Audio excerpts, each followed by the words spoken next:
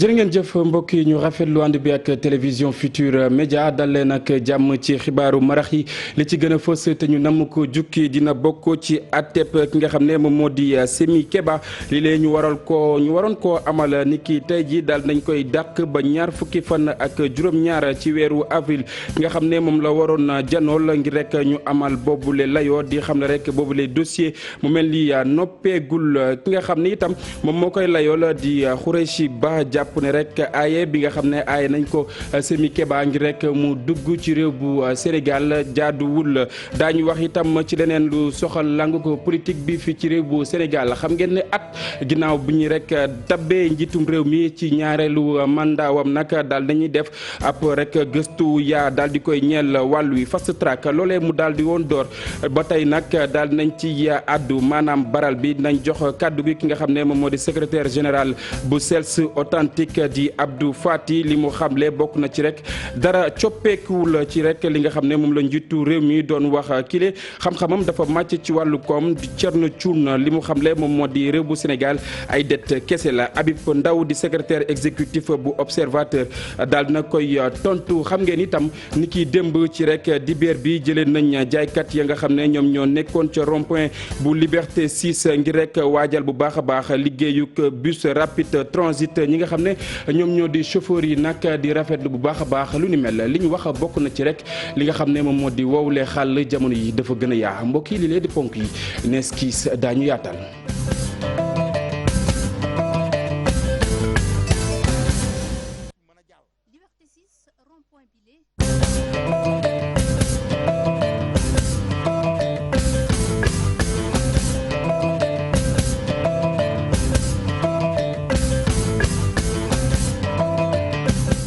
jërë ngeen jëf mbokk yi ñu rafetlu ànd bi ak télévision Futur Média dañuy door xibaaru marax yi ak jàngoro ji di coronavirus nag xam ngeen ne mi ngi wëy di lëmbee àdduna wërngal këpp ki nga xam ne moom moo di directeur général bu organisation mondiale ngir rek wàllu wér-gu-yaram xam na ne bi la feebar ku moywul dina jaaxal bu baax a baax askan wi ndax rek doomu aadama yi nga xam ne mi ngi leen di tëral ñeneen ñi des nag mi ngi leen di faat loole mi ngi ko xamle ci ab jano boo xamante ni mi ngi ko doon def ak way taskatu xibaar yi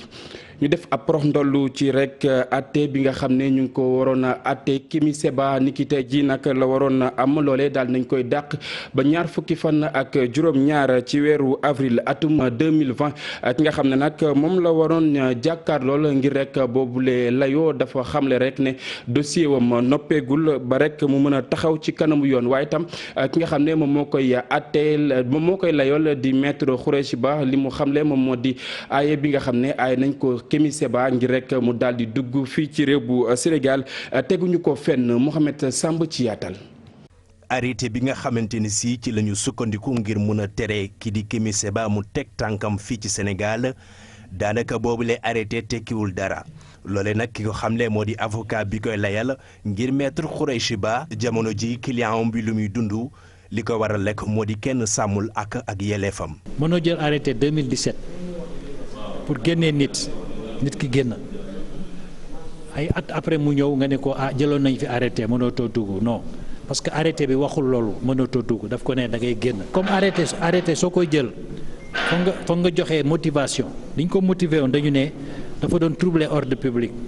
mais troubler ordre public boobu amatul au contraire li ñu gis mooy comme ni ko Macron waxee Abidjan bi mu taxawee boog président Ouattara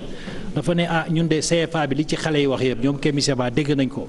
xale yi wax nañu dëgg donc daañu changé CFA bi. bu ñu sukkandikoo ci moom avocat bi kii di client wam di Kémi Séba mënoon a teg tànkam fii ci Sénégal ndax li koy war a lekk moo di amee na carte d'identité bu CEDEAO. këyitu CEDEAO boo ko yoree rek amul problème yaa ngi sa dëkk béninois bu ñëw Sénégal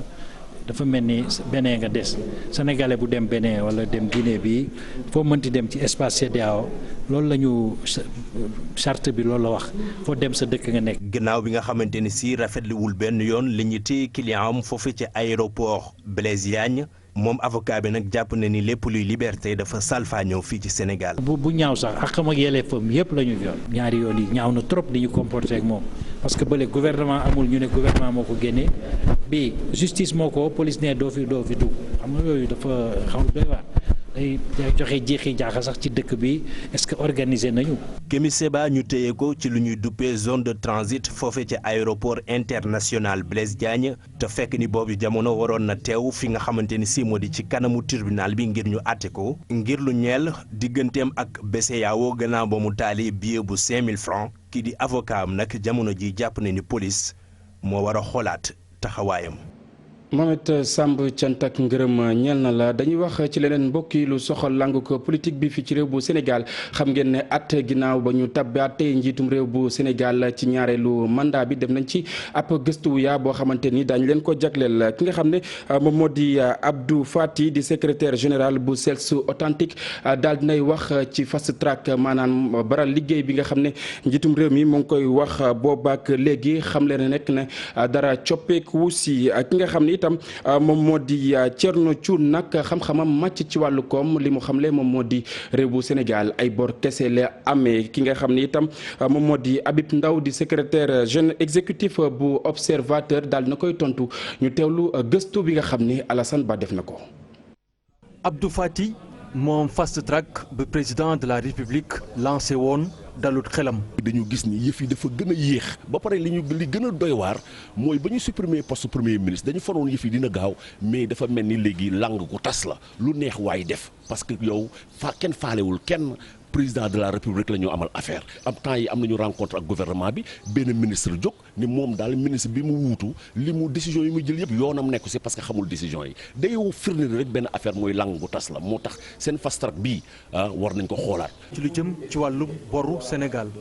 ba léegi nag nga xam ne ñu ngi koy waxtaanee docteur Thierno Thioune ak kii di Habib Ndaw ku ci nekk. am na ci njàngat bi mu ci am. norme communautaire yi nga xam ne mooy waroo dépasser 70% sa PIB te tey 70% boobu bu ñu koy xelal ma ci wàllu xaalis mu ngi togg ci 9500 milliards te Sénégal 440 milliards doo nga ko dese pour mu mën ko leb ci atum 2020 te Sénégal dafa sumb ay chantier yu mag yaa ngi koy fàttali. li am solo te ñu war ko corriger te léegi ma jàpp ne foofu la espoir bi nekk rek mooy am nañ li ñu naan ay ressources ay recettes fiscales yoo xam ne tey am na plan bu mag bu ñu naan plan yaatal. dette bi fii ñu ko wax ne fa la toll. exagéré gul parce que bés bu nekk weer wu jot Sénégal a ngi fay ce qui fait que population yi nañu xam ne li ñu war a laaj comme question mooy bor bii président Macky Sall di leb mooy fan la jëmee xaalis bi fu mu ko jëmee ci projet structurant yi. at ak léegi ginnaaw bi nga xamante ni falaat nañ ko ci bopp réew mi moom président Macky Sall ñi nga xam ne nag jot nañ leen tàllal suñu micro ñu ci tiré ab bilan bi nga xam ne nag bilan mi parcours la. bilan bi moom amul benn njariñ ñun daal li ñuy ñaan chef de l'État mooy mu delluwaat soo xamul foo jëm delluwaat foo jóge nomméwaat benn premier ministre wala nomméwaat benn homme fort boo xam ni wax dëgg yàlla mooy nekk interface moom ak gaam yi lu mu digal kooku jël ko opérationnaliser ko li ñu koy waxee surtout tubaab ñun problème mu opérationnalisation. dafa jëloon mesure bu am solo ñëpp saluer ko mooy maanaam supprimer poste ministre neex premier ministre ndax dafa ne dafa bëgg a gaawal liggéey bi waaye nag un an ba léegi liñ ci gis mooy terre bi démarré gul liñ naan électricité yokku na. février 2019 ba léegi nga xam ne at rek la président def na ci lu bëree bëri Taïba Ndiaye yaa ngi dégg ne ñu ngi koy inauguré. joxe na lu mat 115 milliards Sénélec moom la dimbale ci weer yii rek 115 milliards. bu ñu sukkandikoo ci secrétaire exécutif bu observatoire bu qualité des services financiers jàpp na ni faaw ñu réviser waat ni nga xamante ni noonu la ñuy saytoo boru réew mi. Fonds monétaire dañu bëgg nit ñi di respecter 70% waaye Fonds monétaire Washington la ne Washington ñoom ñu ngi ci 116%. Alassane Ba cant ak ngërëm ñeel na la dañuy desandi ba tey ci langu ko politique yi mbokk yi waxaat ci ba tey benn at ginnaaw ba ñu tabbaatee njiitum réew mi ci ñaareelu mandat bi bile yoon nag dañu jox kàddu gi ñenn ñoo xamante ni rek ñu ngi ci nguur gi ak itam ñoo xamante ni ñu ngi ci kujj gi ba ci sax ñoo xamante ni itam seen i xam-xam màcc na jëm ci wàllu politique Pape Fara ñi ngi def na ci ab tënk ñu seetaan.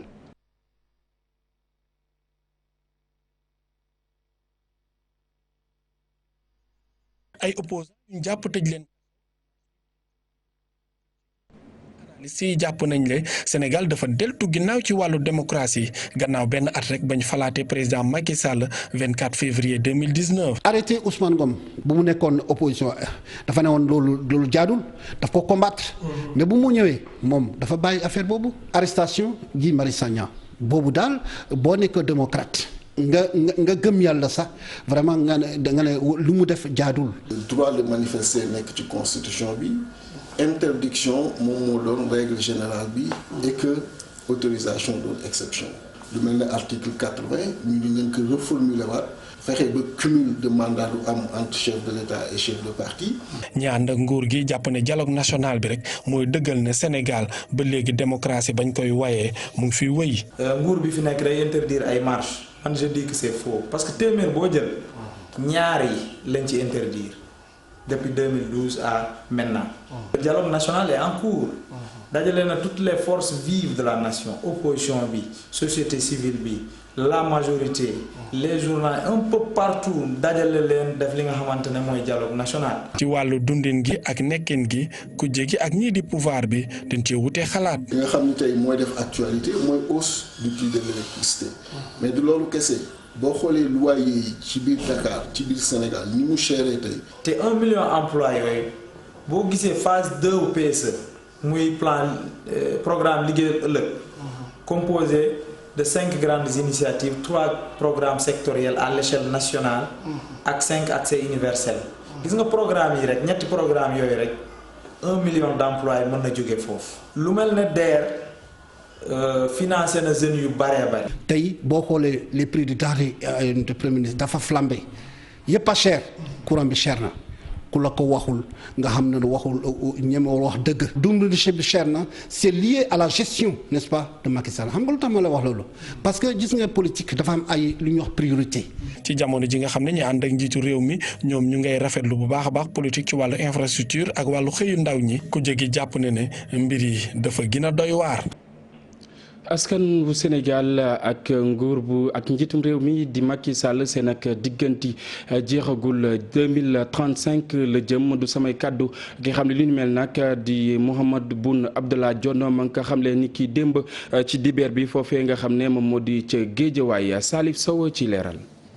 waxul nag naka la koy bindee dëgg-dëgg waaye ki fi nekkoon directeur de campagne ci présidentielle bi weesu bu président de la république bi nee na diggante Macky Sall ak Sénégal jeexagul.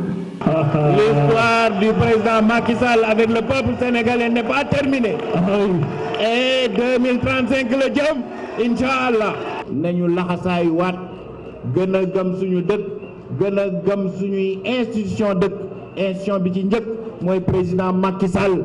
ñu jàppale ko ànd ak moom taxaw ci wetam liggéey réew mi c'est possible parce que l'histoire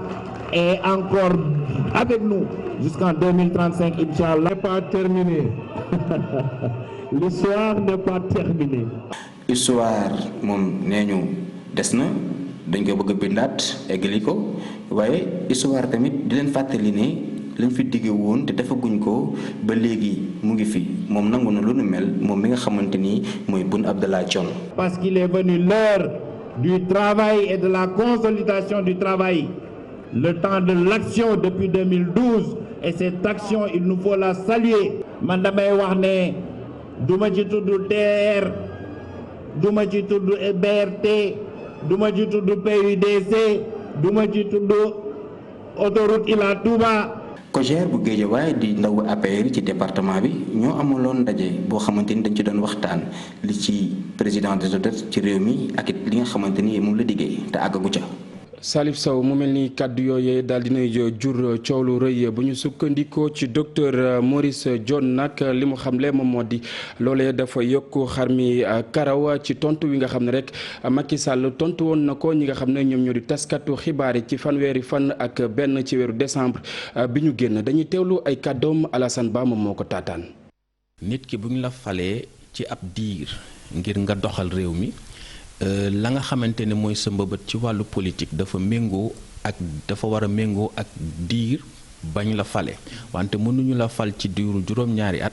nga ne da ngay yóbbu réew mi ci ba 2035 déjà loolu loo xam ne la xel mënu ko jàpp diir bi nga xam ne ci lañ la fal ci diir boobu moom nga war a doxal sa mbëbët ci wàllu politique mbëbët bi nga xamante ne ci kaw loole moo tax askan bi wóolu la beneen jàngat bi ci des mooy président Macky Sall ak ministre d'État Boun Abdallah Dionne booy xool réeroowuñu ndax président bi ñu ko laajee le 31 décembre 2019 ndax dana def 3e candidature dafa ne du ma tontu ci waaw du ma tontu ci déet wante bu ñu fàtte ne loolu du moom moo koy décider ndeyu sàtt réew mi mooy constitution bi moo ne kenn mënul def ñaari mandat yu toppalante. ñu tëj wowule wàll jàll ca weneen wax ci rek jëkkati bi nga xam ne yëkkati nañ ko jaaykat ya nekkoon ca rond-point bu Liberté 6 xam ngeen ne ni ki démb la woon ci ki nga xam ne rek moom moo di jëwriñ jiñ dénk wàllu urbanisme ak itam ñeneen ñoo xamante ni ñu ngi ko doon gunge ci wowule wàll ñi nga xam ne ñoom ñoo di dawarkatu daamaar yi nag ñu ngi rafetlu bu baax a baax lu ni mel xam le itam ne xàll woowee jamono yi dafa yaa bu lool ñu teelu reportage bi nga xam ne Habib Faye Mardien def nañ ko. fii de doo fi gis benn yoon ay table yu ñu lal wala sax ay njaay li ko waral bokk na ci lépp le gouvernement bi dindi mu nekkoon marché bi nekkoon ci rond-point bi ñu duppee Liberté 6 ñoom jaaykat yi de seen xel ëlëb na lool waaye teewul ñi ngi gën di dundee yaakaar ñenn ñi ci seen xar kanam lañ ciy gën di gis moo di mer ba fut teewul itam ña nga xam ne ñooy dawalkatu ndaamaar yi la ñu gis moo di xàll wi gën a yaa ndax fii lay gis fi embouteillage sax metti na te lii nguur gi daf ko yéex a def. baax na naaj saa yi de moom mais nañ fi def loo xamante ne ëllëg moom yaa ma gën a xam biir day gën a naaj boo ko defee Sénégal jëm kanam. fi mu ne moom ça va moom waaw yéex na fee jóge moom xaw ma nag dina kon ne nii wala déet mais instant yi moom wàññeeku na ni mu doon mel ngoon si. xam nga dafa yokku fi ñu toll nii fii dafa yokkuwaay gi mu yokku tax na géographiquement ñëpp xam nañ fii mooy Liberté 5 Liberté 6 ñu janoo nii ñoom ñaar ñoo janoo. gannaaw bañ leen jëlee fii da nga xamante nit ñoo ngi koy sàkku rek moo di ñii di jaaykat yi nekkoon fii ñu jël leen yóbbu leen feneen ngir rek xëyuk ndaw ñi bañ a gàllankoor. wax dëgg yàlla ay jeunes lañ di daan seen doole wax dëgg yàlla ñu jëlee leen fi war nañ leen mën a wutal beneen place bu gën a yaatu teg leen fa waaye tamit ñu ngi laaj tamit ndax gars yi bu ñu leen fi jëlee tamit est-ce que fii dañ fi def loo xamante ne wax dëgg yàlla population yi dañ ci gis seen bopp. xamul lu ko xatal li nga xatal mooy ñii nga xam ni démographiquement dañoo ñëw fii nii Dakar ci capitale gi nii di ut si fu ñu daan seen doole dëgg la sax dina xat ndax amuñu fu ñu leen def. rond-point bi diggante ñaari Sicap Liberté yi la ne muy 6 ak 5 tey ji gën na yaa ñenn ñi ne xàmmeetuñu woon sax barab bi ci jamono yoo xamante nit yenn ci ay oto yi ña ngay profité sax ngir mën a jàll ci biir marché ba woon ngir rek yoon wi gën a gaaw. coowal yokkuk mburu nga xam ne rek nemmeeku nañ ko ni ki démb ca diwaan bu njaareem mu mel ni ay kàddu yu waroo ca ki topp ki jiite rek li nga xam ne moom moo di ASCOSEN ak jëwriñ ji nga xam ne moom lañ dénk wàllu njënd mi ak njaay mi fii ci réew bu Sénégal di Aminata Assome Diatta bu ñu sukkandikoo ci ki nga xam ne moom moo di Momath Cissé nag li mu xamle moom moo di ASCOSEN nag yeyul yàbbi ci wàllu woowee jële mburu mi ci fanweer daal di koy yóbbu ci ñeent fukk dañuy teewlu ay kàddoom Aminata Mbaare Sow moom moo ko taataan.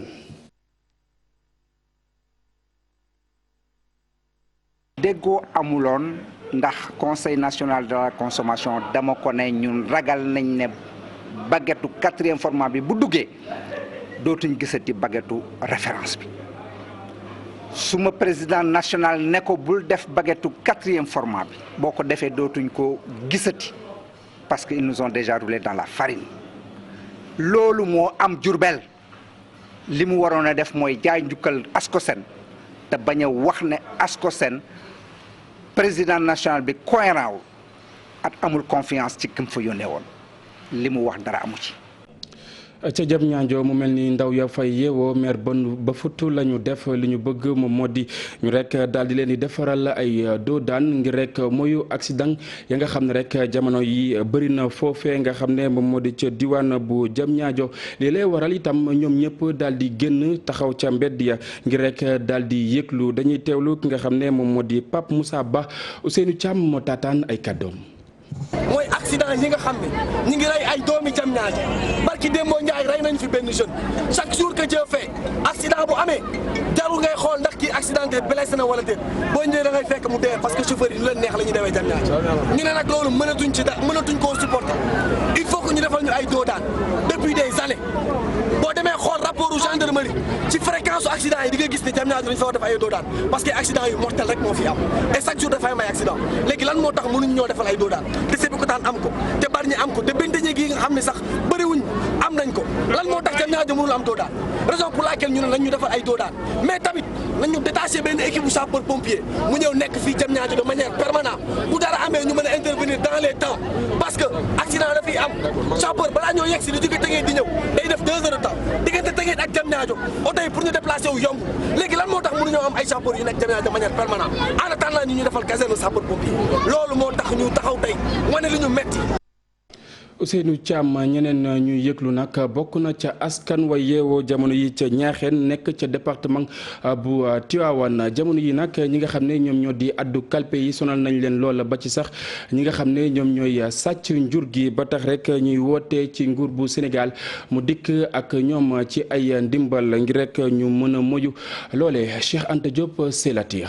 askanu bopp si la di ab dëkk boo xamante ni mi ngi fii ci Ñaaxeen ak dëkkaan yi ko wër de jamono yi ci njàqare la ñu nekk nee nañ daal ay nit yu yor ay ngànnaay di dóor ci kaw dugg ci dëkk bi nag di leen sàcc ba tax na nee nañ jur desatul ci dëkk bi nag yeeg fas yeeg xar yi yépp la ñuy sàcc. démb si guddi ay saay-saay ñoo jekku yóbbu fi ay xaar yoo xam ne xaw naa takku lu toll ci fukki xaar ak juróom-benn waaye gaaw na gaawaay boo xam ne daal. neexut a takk am na ñu fi njëkkoon a ñëw bàyyi woon nañ fi carte d'identité waaye ba léegi déclaration bi ba léegi mujjul fenn ñii fi ñëw démb it bàyyi nañ fi moto Jakarta ba léegi moto Jakarta baa ngi akub saak déclaré nañ ko waaw bu Pekes waaw teel nañ faa dem déclaré ko waaw càcc gi moom day faral di bari dëkk yëpp ñoo bokk lu ñuy dund bokk na ci Ndemeen Bayti Diop Bayti Seck bokk na ci Ñaaxeen Daaru Ñaaxeen Xooxor yu demee ne fas ak yooyu danañ koy jël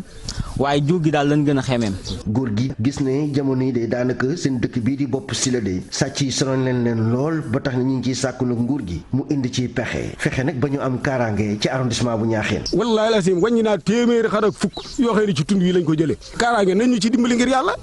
sàmm moom jeex na fii ci réew mi nun ne du sàmbatun dëkk bii lu mat 2 téeméeri xar 3 téeméeri xar dafa doon am waaye laajal sa yëpp du ñu tey boo wàññee doom juróom fukki xar kon nag bay boo ne sàmm jeex na fi.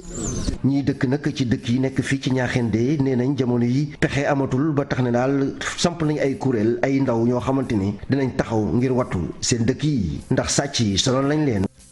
Cheikh Anta Diop cant ak ngërëm ñeel na la mu mel ni mbokk yi loolee daal di buur yi la jotaayu xibaar rédaction bi di leen jox dig daje ci kanam tuuti Chérif Diop noppi na ngir faram-fàccee xibaar yi ci kàllaamay tubaab lu mooy loolee itam ñu bàyyi leen ngeen wëy ak programme télévision Futurs Médias Aram Touré ak i ganam ci soir d'info.